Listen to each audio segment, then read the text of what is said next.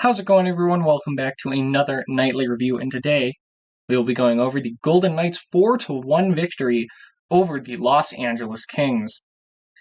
It was Robin Lehner. He got his first start in the last 3 games, and they replaced Nick Waugh with Cody Glass. Very good choice. Let's get into it.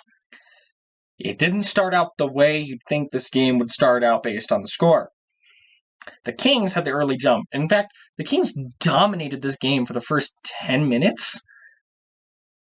7 minutes? It was a long time, and the Golden Knights just did not do anything at all until the second half of the first period. Lehner stopped Iafallo early, but about a minute and a half in, off of the faceoff, it is Matt Roy from Gabe Vilardi and Jeff Carter. So, not the start you want to see. You're already down by 1. And chances, 5 minutes into the game, were 5-0 for the Kings. So, yeah. Then, Lehner stopped Dustin Brown. And then Nick Hague held Gabriel Vilardi for a penalty. And Lehner stopped a decent chance by Kopitar on that penalty kill. But other than that, the Golden Knights penalty kill was really, really solid last night. And yeah, they shut the Kings down when they needed to. And the Kings were out shooting the Golden Knights 10-3 at the 10-minute mark of the period. And then Karlsson finally got the first good chance of the game for the Golden Knights 13 minutes into the game. A little rough.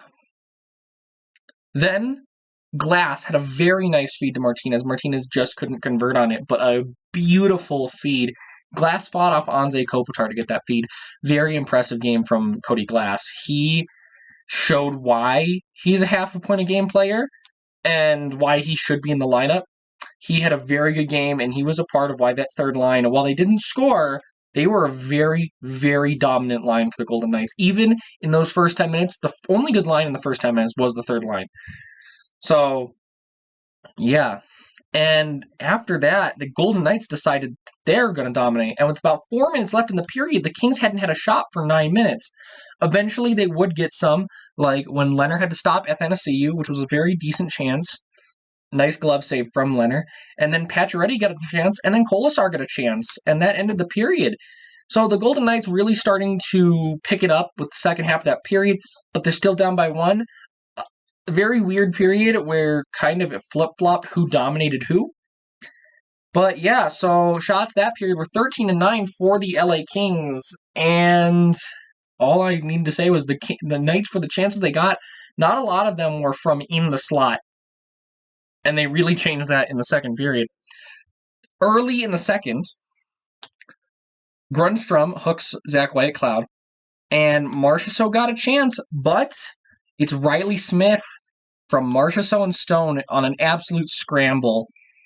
Rare goal for the Golden Knights to score like that. They really need to work on getting more goals that way. And it worked out for them last night, and that got them a power play goal, and it tied up the game. After that, Lehner stopped Wagner on a breakaway, and that's about 5 minutes into the second. That was the last good chance the Kings had until near the end of the third. But then Kolesar got a delay a game. Kings got no shots on it. It was a very good kill. And then Moore interfered with Tuck. And while the Knights didn't score, Theodore got a chance, Pacioretty got a chance, and it was a decent power play. But after that power play ends, William Carrier with an absolutely beautiful forecheck just flies in, gets the puck down, and he gets the puck up to Whitecloud. Whitecloud misses the net, and it's supposedly bounced off of Reeves, but I didn't see it. I haven't checked to see if they changed it. But last night, Nosek finds the rebound and puts it in a wide open net, and there it is. It's 2-1 from Reeves and Whitecloud, and the Knights are winning this game. And then almost immediately after, it's Nick Hague with an absolute bomb from Marchessault and Karlsson. And that was 1 minute and 6 seconds apart, or a minute and 26 seconds apart. And the Golden Knights are up 3-1. Best second period they've had since the 3-0 shutout of Colorado, where they scored all their goals in the second period. Then Grundstrom got a delay a game. Marchessault got a shot for a rebound, but not a really great power play. And it would continue into the third. Nothing really happened there. But at the end of the third, the Golden Knights are up by 2 after they were down by 1 in the first. And shots that period were 10-7 for the Golden Knights. Just that period, they were dominant. And they were in the third, too. Now, I know that the Kings, it felt like an evenly played period. But for a team that's down 2 trying to come back, the Knights allowed 2 good chances that period. And yeah, they didn't do anything on that power play. Haig shut down Wagner's breakaway attempt. He tried to get another breakaway, but Haig just was all over him and shut it down.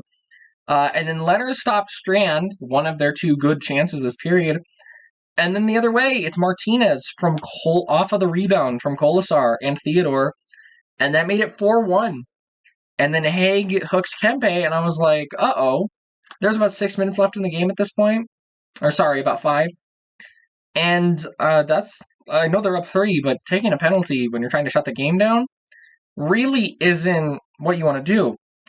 The Kings kept missing the net, and the best chance during that power play was Tuck shorthanded. Very good chance generated from Tuck. Tuck had another good game, even though he doesn't get on the score sheet. Tuck got a chance after that penalty was killed. And then Leonard robbed Lizotte before the end of the period. And then in the dying seconds, Tuck got a big chance, but it didn't go in. And that was it. And that period was quick. Notice how there's not a lot of things that happened there. There really wasn't. Shots in the third were 6-5, and the period had 2 whistles. So, yeah, it was a quick period. So, yeah, Golden Knights get outshot 25-24, even though the only reason they were outshot was because of the first 10 minutes of the first. Power plays, the Kings were 0 for 3, and the Golden Knights were 1 for 3. And they dominated this game. In the third period, they played a near perfect game. They shut down everything in the neutral zone, everything in the defensive zone, and they kept the puck in the offensive zone. While they didn't get a lot of chances, it doesn't matter when you're up by 3. So, yeah, 3 stars of the game. I'm going to have to go Martinez, Leonard, and Marchessault. Even though Leonard really didn't have that much of a workload in the second, from the end of the 10-minute mark of the first, Leonard did not have a heavy workload. But that's it for this one, guys. If you want to get my thoughts on the game during the game, you can follow me on Twitter at 2_pad. And that's it for this one, guys. I will see you next time.